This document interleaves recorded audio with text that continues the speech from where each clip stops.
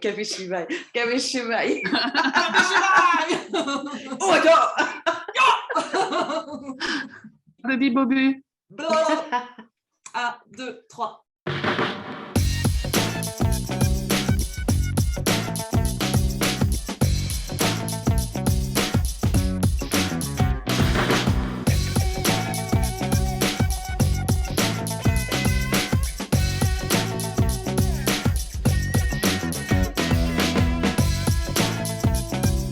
Bienvenue les amis dans cette 4e interview qui fait partie de la série La boîte à livres.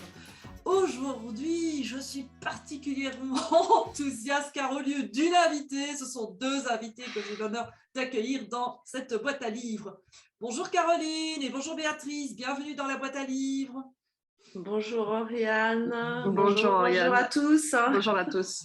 Comment allez-vous? Très bien, parfaitement bien. On est bien, on est bien. Et on est venu, voilà, tu en as 2 pour le prix d'une, donc c'est bien. Ouais, génial. Le package.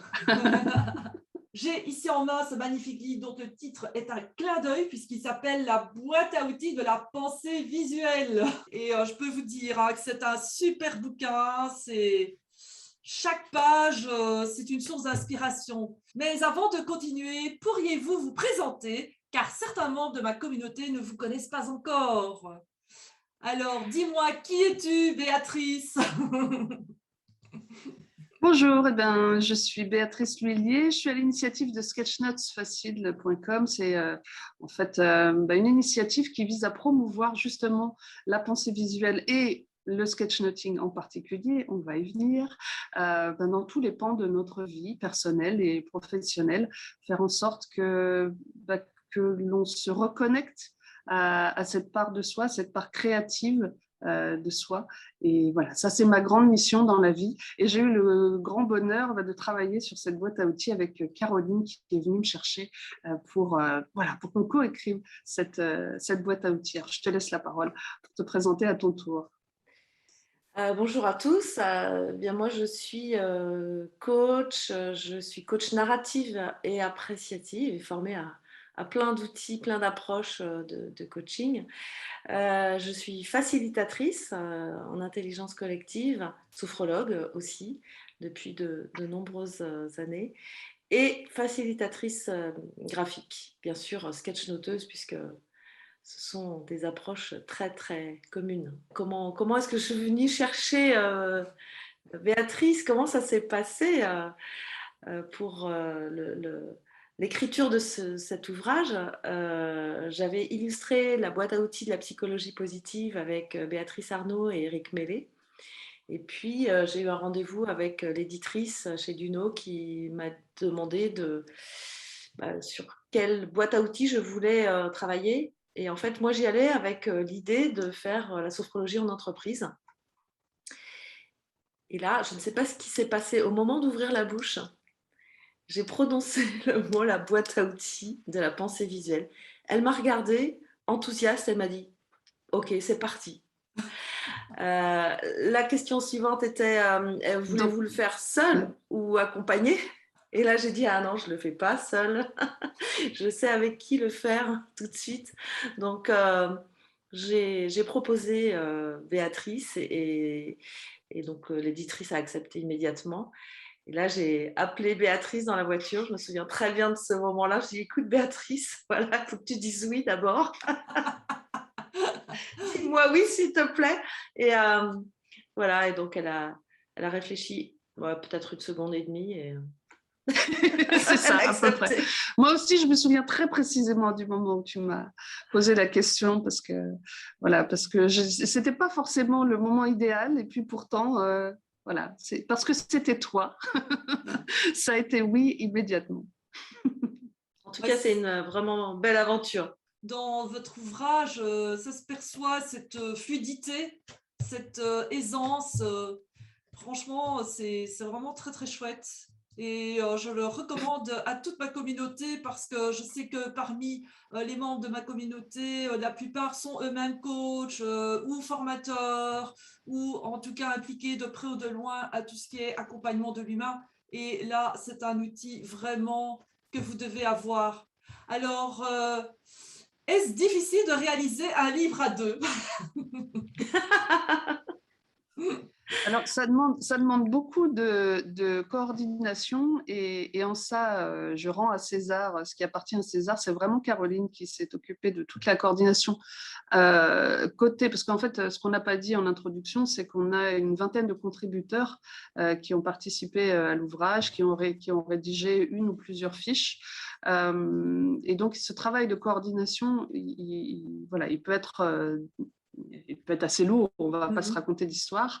Et vraiment, Caroline a fait ça de main de maître, voilà, parce qu'entre eux, donner les instructions, récupérer les fiches, enfin, voilà, faire tout un processus de relecture, etc., de façon à ce que l'ensemble soit quand même assez homogène, parce que l'idée quand même, c'est que le lecteur ne se rende pas compte de trop qu'on passe d'un contributeur à l'autre.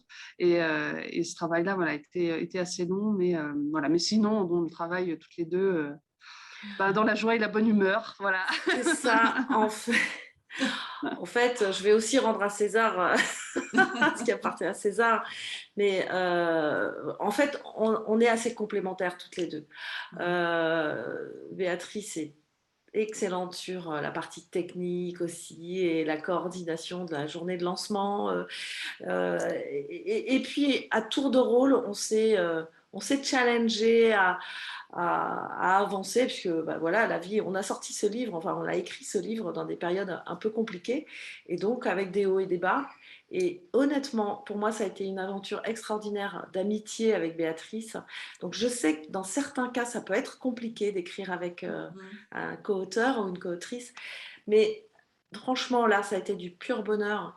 Et merci, merci Béatrice pour tous ces moments, parce que je garde en moi tous ces moments de remontage de morale, de joie. Oui, parce que c'est vrai que l'écriture d'un livre, comme ça se passe sur plusieurs mois, sauf exception, il se passe forcément des choses dans la vie de l'une et de l'autre. Il s'est passé des choses moins gaies, etc. Donc, on a eu des hauts, des bas. Et c'est vrai que ce que j'ai constaté, c'est que quand il y en avait une qui était en train de dégringoler, l'autre immédiatement, en fait, prenait le relais, justement, dans les histoires de coordination, etc. Et ce qui fait que finalement, le projet a toujours avancé, vaille que vaille. Voilà. Quoi qu'il se passe, il a toujours avancé parce qu'au moins une des deux était sur le pont et OK, il se passe ceci, cela dans ta vie. Ben, voilà, c'est ça le plus important. Donc, occupe-toi de ça et moi, je m'occupe du reste. Et ça, c'est hyper précieux en fait parce qu'à aucun moment, on a eu de moments de, comment dirais-je, où on s'en voulait, par exemple, d'être un peu off, voilà, pour des raisons personnelles ou professionnelles, parce qu'on savait que ça avançait, quoi, tout simplement. Et qu'on savait que l'autre ne nous en voudrait pas et que ce n'était que partie remise, enfin, voilà, qu'on se rendrait l'appareil à un moment ou à un autre. Donc ça, c'est juste parfait. Un autre challenge, c'est qu'en fait, souvent dans les boîtes à outils, on constitue une boîte à outils d'une approche commune. Hein. Là, on est sur une boîte à outils qui va aller chercher des outils dans des domaines extrêmement différents. Donc, il a fallu aussi s'imprégner grâce à l'aide des contributeurs et puis des échanges qu'on a pu avoir avec eux et de la confiance qu'on avait en eux. On s'est imprégné de ces outils et ça, c'était un challenge sur ce livre.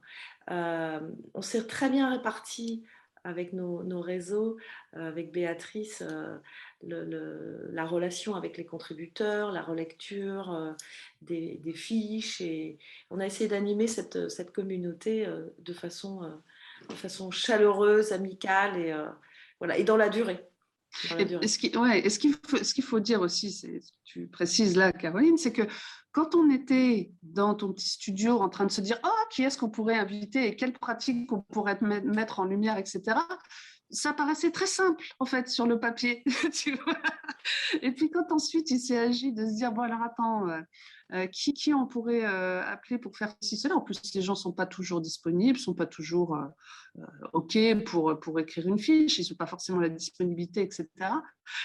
sur le papier, c'est toujours très simple. Et puis après, surtout que là, on a quand même beaucoup de contributeurs. On a voulu, c'était volontaire de notre part, embarquer avec nous tout un tas de gens qu'on avait envie de mettre en lumière parce qu'ils ont jalonné un peu notre parcours personnel et professionnel et qu'on voilà, on avait envie de les mettre en lumière.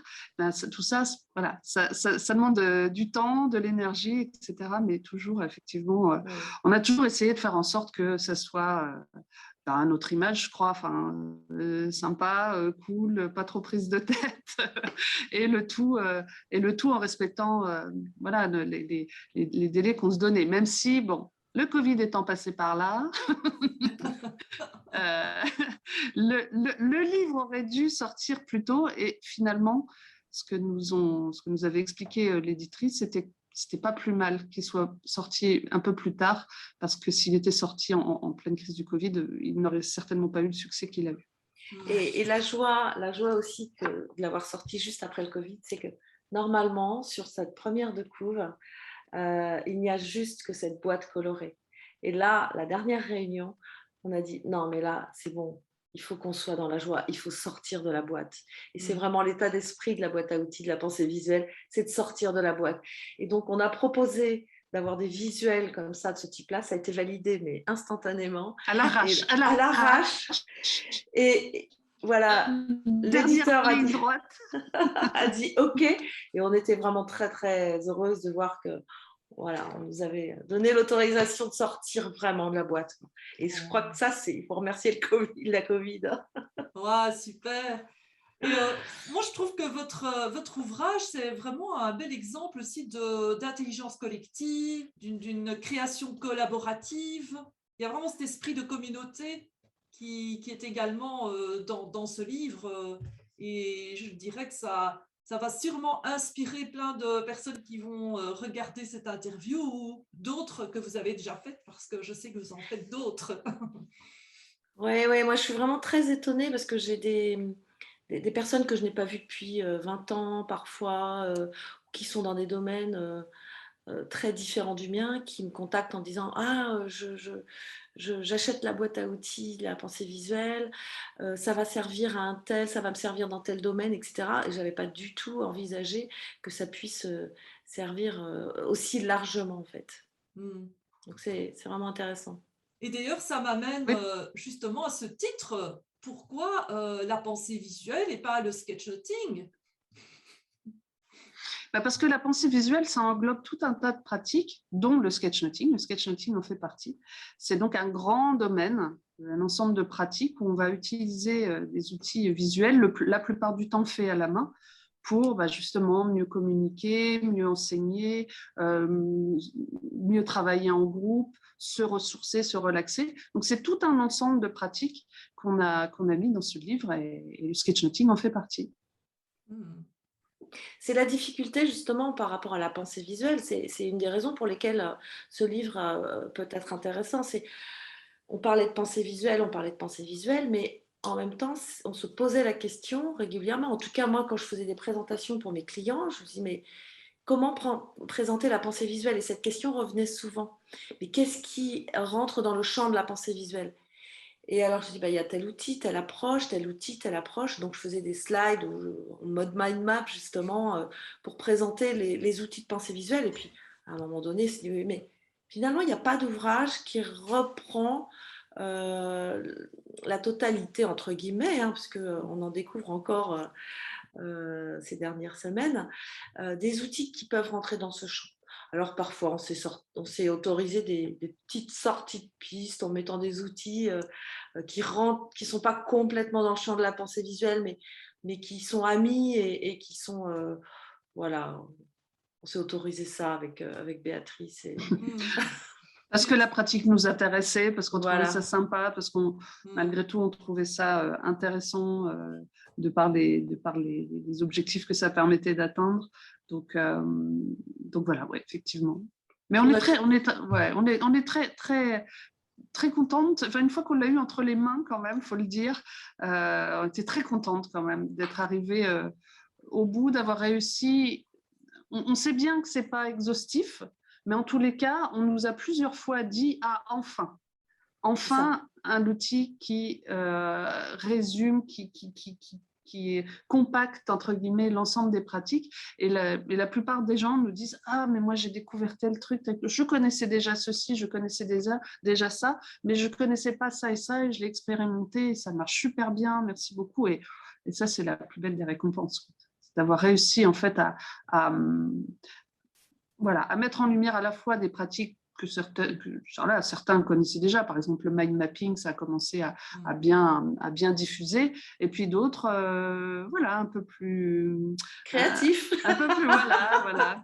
L'étegami, moi, je pense notamment à l'étegami, qui était juste génial.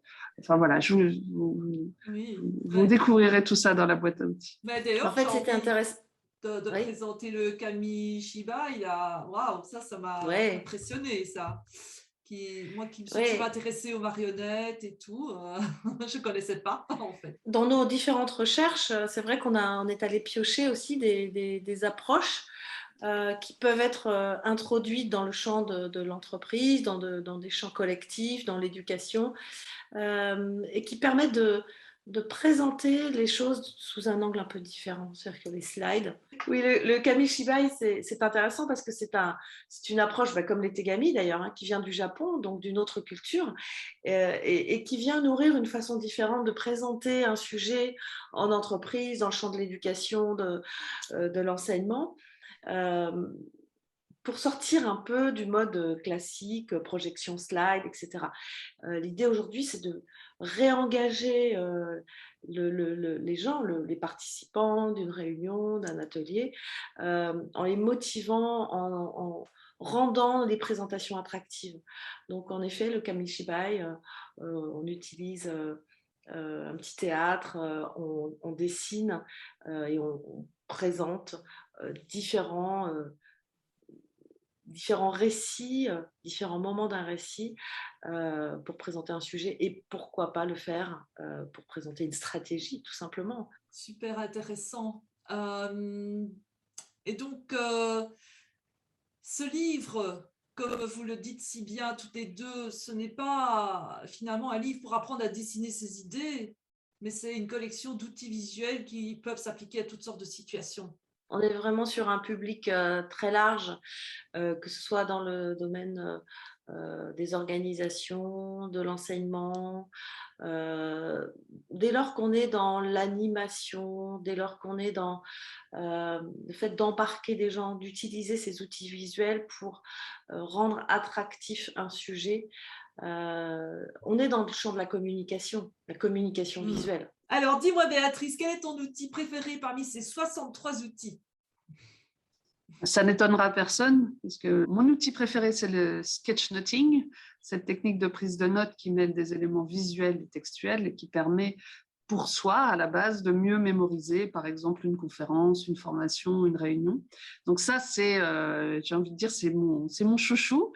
Après, j'en ai un deuxième que j'aime particulièrement, c'est ce que j'ai appelé les vignettes mémorielles. C'est le fait, pendant une conférence, par exemple, de dessiner des petites vignettes sur ce qui est en train d'être dit pendant la conférence, des petits dessins, un petit personnage, le conférencier en train de dire quelque chose, et ensuite d'aller coller ces vignettes dans un endroit, par exemple un endroit de pause ou un moment où les gens prennent un buffet, par exemple, quelque chose comme ça. Et ce qui fait que les gens, en fait, tombent dessus, s'interrogent, parlent à leurs voisins, « Ah, t'as vu, c'est une telle qui a parlé de ceci, cela ». Et du coup, ça engage la conversation et ça permet comme ça, en fait, de donner une seconde vie au discours qui a été tenu par le conférencier, par exemple. Et ça, j'aime particulièrement ça parce qu'en plus, ça a un côté ludique, puisque au bout d'un moment, j'appelle ça un peu la chasse aux Pokémon, où vous voyez les gens en train de chercher les vignettes un peu partout, parce qu'il y a ces petits dessins, ces petits lettrages jolis qui créent de la surprise et ça amène un côté fun que les gens apprécient beaucoup. Donc voilà, je me suis permise de t'en présenter deux. Très bien. On pourrait l'appeler le Sketchnote Go. Oui, c'est vrai. Tout à fait. Et toi, Caroline, quel est ton outil préféré parmi ces 63 outils ? Alors moi, c'est la facilitation graphique, puisqu'en tant que coach et facilitatrice, quand on embarque le collectif, introduire la pensée visuelle, les outils de pensée visuelle, c'est vraiment quelque chose qui change complètement la dynamique du groupe, la dynamique d'équipe. On sent vraiment, vraiment un engagement qui est beaucoup plus fort de la part des participants, avec à la fois l'effet waouh et puis l'effet oui, hein, qui se prolonge plus dans le projet. Et quand on est au service voilà, d'une intention lors d'un accompagnement en tant que coach ou en tant que facilitateur, ça a une puissance vraiment, vraiment démultipliée par rapport à un accompagnement où on n'utilise pas le visuel. Donc, moi, je le constate toutes les semaines, c'est vraiment très, très intéressant. Oui, en Ouais, fait, ouais. Et puis, oui, pardon. ça implique les sens, ça implique la vision. Et donc, Oui, complètement, ça marque complètement. plus. Mm. On s'adresse vraiment à tout l'être, hein, tête, cœur, corps, et ça rentre, c'est vraiment extrêmement complémentaire. Enfin, pour moi, maintenant, c'est plus que complémentaire, hein, c'est indissociable dans mes accompagnements. Et si j'avais un autre outil à présenter, alors, qu'est-ce qui m'est venu évidemment, c'est avec la pensée divergente. Il y a la fresque d'or que j'aime bien, la fresque d'or qui en fait, c'est juste mettre ça peut être un paper, ça peut être une fresque avec quelques questions qui sont plutôt narratives ou appréciatives sur, voilà, quel- qu'est-ce que vous avez vécu dans ce moment, lors d'un séminaire, lors d'un atelier, lors d'un colloque, qui vous inspire, qui vous donne de l'espoir. Et là, le fait de faire dessiner les personnes fonctionne très très bien. Là, le week-end dernier, j'étais justement dans un lieu et je questionnais les gens sur qu'est-ce qui vous rend heureux, quels espoirs avez-vous pour demain, que faites-vous, qu'est-ce qui vous aide dans les moments difficiles.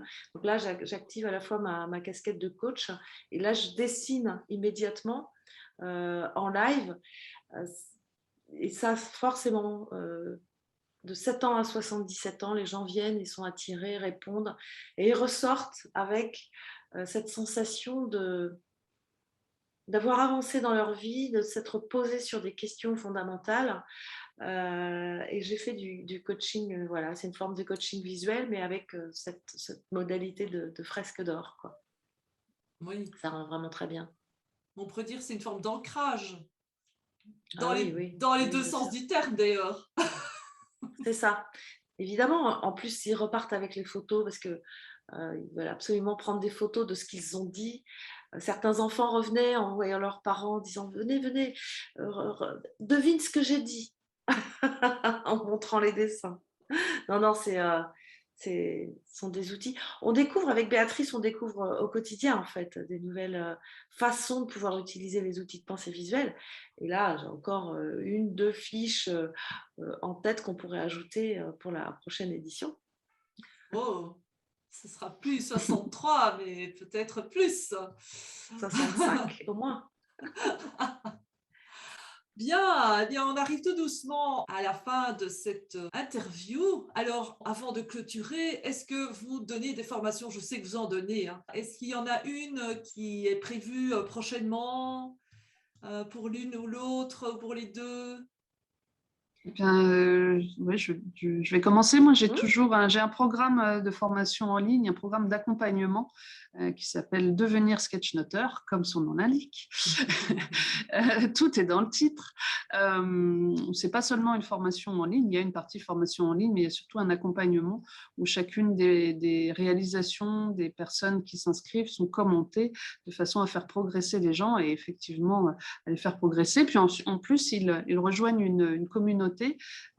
Aujourd'hui, c'est presque 2000 personnes maintenant, une communauté qui s'appelle la Tribu des sketchnoteurs là aussi, comme son nom l'indique,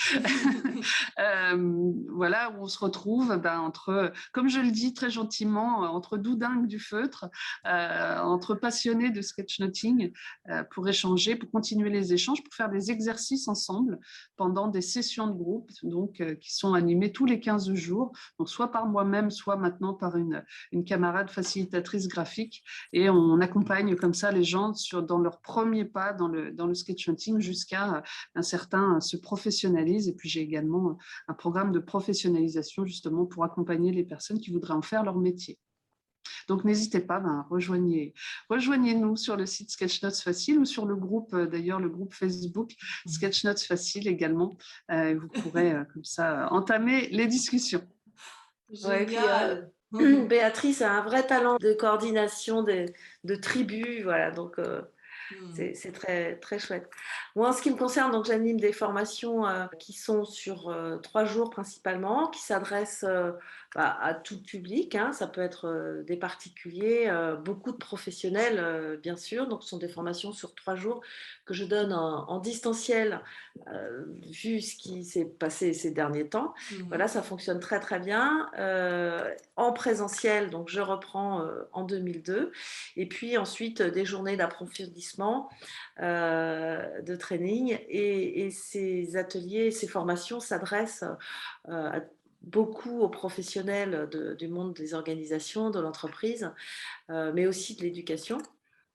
Pour intégrer les outils de pensée visuelle, de facilitation graphique, de sketchnoting, de capture visuelle, graphic recording dans leur pratique professionnelle, qu'ils puissent vraiment intégrer ça dans leur posture de coach, de manager, de chef de projet, d'enseignant, pour donner une dimension supérieure et pouvoir embarquer les élèves, les étudiants et les participants, les collaborateurs. Et vous voyez passer le lien ici en dessous de la vidéo. Eh bien, chers amis, un tout grand merci, Caroline et Béatrice, d'avoir accepté cette interview et de me permettre de faire connaître à ma communauté la pensée visuelle. Prochainement, j'accueillerai Laurence Bertinchamp, coach narrative et écrivain public. Elle nous présentera son premier livre, Compte sur toi, un grimoire de formules magiques pour vivre la plus merveilleuse des histoires. Un magnifique titre. Alors, pour ne pas rater les prochaines interviews, abonnez-vous à ma chaîne. Aidez-moi à rendre plus visibles mes invités en cliquant sur le petit pouce et activez la petite cloche gling gling pour ne rater aucune des vidéos. Et puis surtout, partagez avec vos amis. Cela ne peut que faire du bien. Et nous vous disons au revoir. À très bientôt pour d'autres livres. Merci, au revoir. À bientôt. Au revoir. Au revoir. Caroline, À bientôt. au revoir Béatrice. Merci Oriane, au revoir Béatrice.